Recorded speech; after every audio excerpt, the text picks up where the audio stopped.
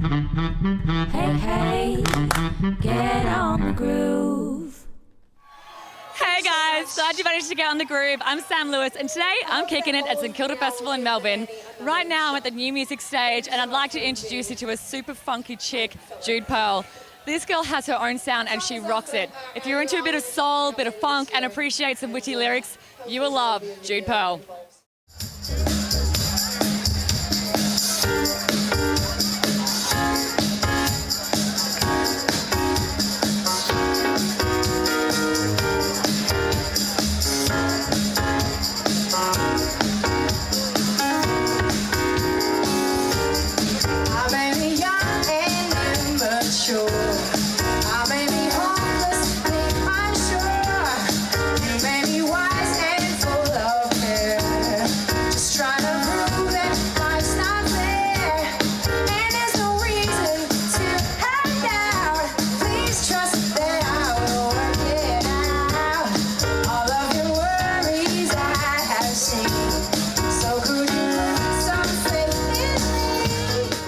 Hey guys, glad you managed to get on the groove. I'm here with Jude Perl. We caught her set earlier today at the New Music stage at St Kilda Festival.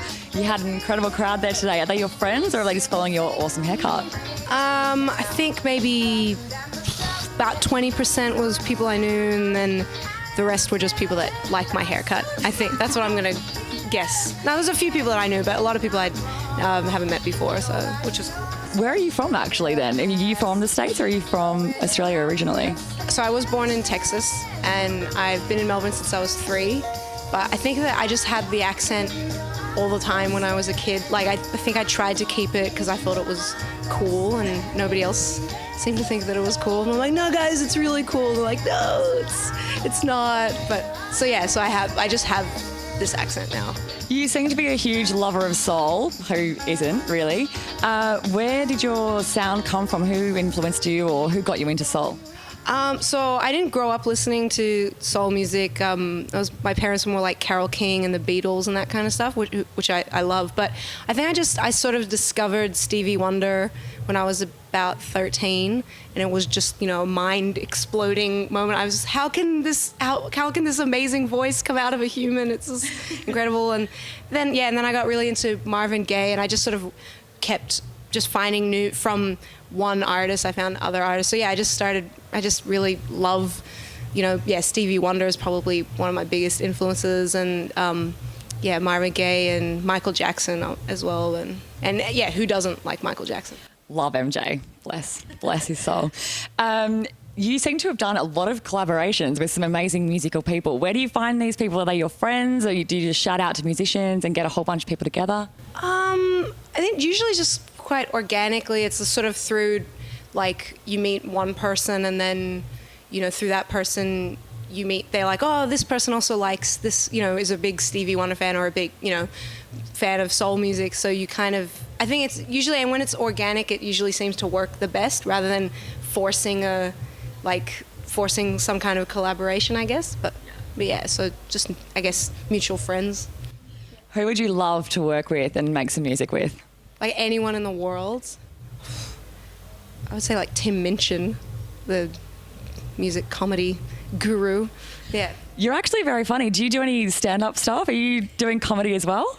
Yes, I do stand-up and I do some music comedy stuff as well. And I'm doing a show in the comedy festival this year, which is at the Butterfly Club. So it'll be like a mixture of music and music comedy and then some stories and stuff like that.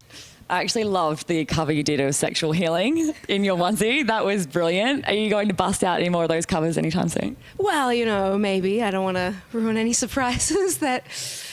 Yeah, possibly. We'll have to make sure we put that link up on our website. What are you doing tour-wise and release dates this 2015? So I've got an album that I recorded when I was in LA, and with my band that was at the New Music stage, they recorded a lot of that stuff too. And so that's kind of, it's not a confirmed release date, but it'll probably be mid this year, like around June-ish, 2015. And that's, it's all new material, about 12 to 14 tracks. And so I worked with a producer in the States who's great. And yeah, so that's the next thing that's coming out. Very exciting. So do you use the same band every time, or do you kind of mix everybody up? Well, yeah, for any like gigs like this, like it'll be the same band, but there every now and then, if the gig is like I do a gig at Paris Cat, which is a small jazz club in the city, and I use the same bass player. I use a different drummer because he's a singer as well, and I'm such a big fan of his voice. His name is Karasavvidis, and so I do change it up a little bit, but I mean it's a core band. Like it's not like a whoever is available. It's like I have a set band that I work with. I can see you with like a huge brass funk band behind you. Where do you see yourself going in the future with your sound? That's a really good question. I don't know, because I really love doing solo gigs as well, like doing just piano and vocals like that, because they all have really cool elements to it that, you know, like having a 4-piece band, you can do so many things that you can't do solo, but then when you're playing solo you can do sort of much more, like it can breathe in a different way, which is really fun, and obviously like anytime I get to play with a horn section as well, it's just so much fun. So I kind of want to be able to keep doing lots of different variations of sounds, because it's all got lots of, like, it's all fun in different ways, I guess. Yeah. It's a vague answer to your question. Your lyrics, very interesting. I love that you tell it how it is. Do you do all the songwriting yourself? Yeah, so I write the songs and the lyrics, I do all on my own, and then I usually have some bass lines or some guitar lines, but, you know, my band will come in and either they'll write their own parts or they'll, you know, definitely bring it to life. But like the lyrics are pretty much done by the time I get it to them. I have collaborated with a songwriter in Melbourne called Tommy Rando, who I've written 2 songs with him, but other than that, I kind of write everything on my own. And yeah, I love using sarcastic lyrics. To me are just so much fun. I probably have too much fun being sarcastic. I don't know if that's healthy, but yeah. Jude Perl, thank you so much for taking time out to have a chat with us. Thank you so much for having me, Sam. It's been awesome. We'll make sure that we have all of those tour dates and album release dates, including the comedy festival, up on our website at getonthegroove.com. Catch you at the next one. One more thing.